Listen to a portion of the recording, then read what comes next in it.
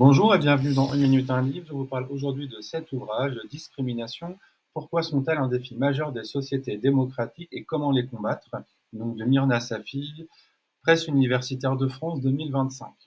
Alors l'ouvrage est basé sur des études pluridisciplinaires ayant abordé le sujet ces dernières années et prend appui sur de nombreux exemples documentés. Le sujet est profondément controversé, précise Myrna Safi finalement dans les premières lignes. Condamner, combattre et réparer les discriminations est aujourd'hui au cœur des mobilisations pour la justice sociale. Alors l'ouvrage revient tout d'abord sur le cadre épistémologique et une partie importante est dédiée à la question des catégories justement sociales. Alors je vous lis les 6 postulats qui sont proposés. 1. La catégorisation sociale est au source des discriminations. 2. Les catégories sociales sont adossées à des marqueurs dont le sens est fluide et mouvant. 3. L'allocation des individus à des catégories sociales est une condition préalable à la mesure des discriminations. 4. Pour mesurer la discrimination, la perception des catégories par un tiers, entre parenthèses, ou l'alter-catégorisation peut être plus pertinente que l'auto-identification. 5. Il existe toujours un écart entre les catégories conceptuelles et leurs mesures empiriques, et cet écart est au cœur des considérations méthodologiques des travaux empiriques. Et 6. Étudier les discriminations nous oblige à parler catégorie.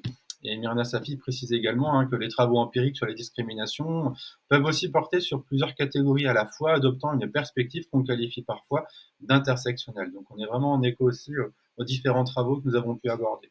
Donc l'ouvrage se poursuit avec la question des faits, voilà, pour ensuite arriver sur cette question posée, pourquoi discrimine-t-on? Là, vous avez un état des lieux notamment des différentes causes et des conséquences également, bien évidemment, pour enfin arriver sur comment prévenir, comment combattre, y compris dans le cadre professionnel.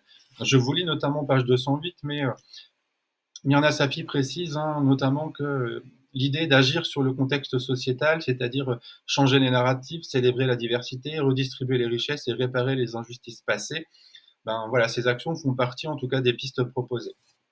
Il est également précisé que l'efficacité des interventions comme la sensibilisation, l'augmentation des contacts intergroupes ou la mise en place de procédures organisationnelles dépend souvent de la manière dont elles sont intégrées dans un contexte social et culturel plus large. Voilà, donc en fait, vous retrouverez un grand nombre de propositions, un travail vraiment scientifique très rigoureux, très poussé. Je vous invite à découvrir pour éviter encore une fois les lapalissades, les raccourcis de pensée, les heuristiques de jugement sur ce sujet-là et d'aller aux profondeurs en tout cas sur la question. Voilà, je vous souhaite une très bonne lecture et à bientôt.